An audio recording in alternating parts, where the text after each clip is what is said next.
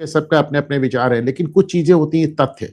मैं एक तथ्य लगातार दोहरा रहा हूं, और वो तथ्य ये है कि एक हफ्ते से ऊपर का समय हो गया यूजीसी नोटिफिकेशंस को आए, पर मेरी जानकारी में वो नोटिफिकेशंस अभी तक किसी यूनिवर्सिटी या किसी डिग्री कॉलेज में नहीं पहुंचे हैं। मुझे लगता है कि ये धर्मेंद्र प्रधान की मिनिस्ट्री से एक ऐसी चूक हुई है जिसमें हमेशा की तरह उन्होंने अपने आप को फंसा लिया है, ना आगे जा सकते हैं ना पीछे जा सकते हैं। अगर इसको लागू करते हैं तो उनका जो वोट बैंक सवर्ण समाज का है वो नाराज होता है, अगर इसको वापस लेते हैं तो आपने एक ऐसी चीज जबरदस्ती लागू कर दी है कि आपके ओबीसी और एससी एसटी नाराज होते हैं।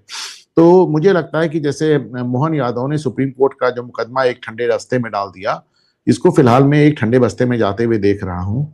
और चूंकि कहकर भी अभी तक ये लागू नहीं हुआ है, जबकि तो 5 मिनट में लागू हो जाना चाहिए। आज की तारीख में आप मेल कर दिए, लागू हो जाएगा, परंतु किसी कॉलेज और किसी यूनिवर्सिटी में नहीं पहुंची। मुझे लगता है कि भारतीय जनता पार्टी का इन्होंने जो ये रायता फैल गया है, इसको समेटने का एक ही तरीका है कि साहब ना आगे जाओ ना पीछे जाओ, सीधे पी जाओ, इसको एकदम एकदम निगल जाओ।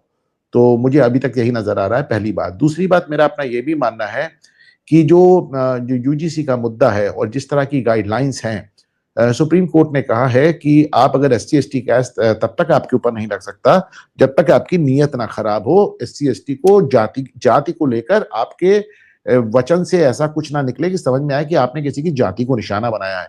मात्र गाली गलौज करने हो या मारपीट करने या हत्या भी कर दे तो उसमें एससी एसटी कैस नहीं लगता है जब तक वो जाति के आधार पे ना हो।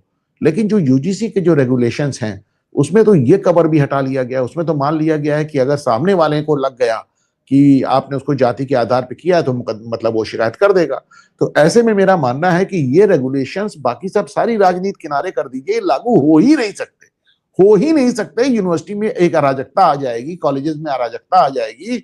और पहली बात तो सरकार इसको लागू करने के पीछे, देखिए फिर आप समझिए, जो रेगुलेशंस बनते हैं, जो ये नियम बनते हैं, ये बाबू लोग बनाते हैं, ब्यूरोक्रेट्स बनाते हैं, और वो अपनी कम उनका कभी वो एक विजन होता है, उसके हिसाब से हो जाता है।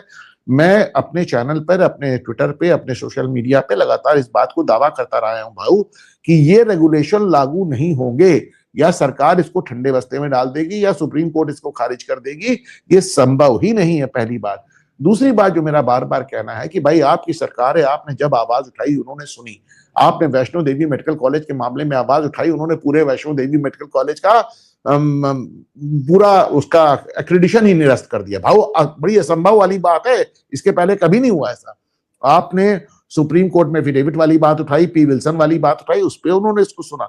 तो सरकार आपकी बात सुनेगी, और मैं आपको बार बार वादा कर रहा हूं कि ये रेगुलेशन लागू नहीं हो पाएगा।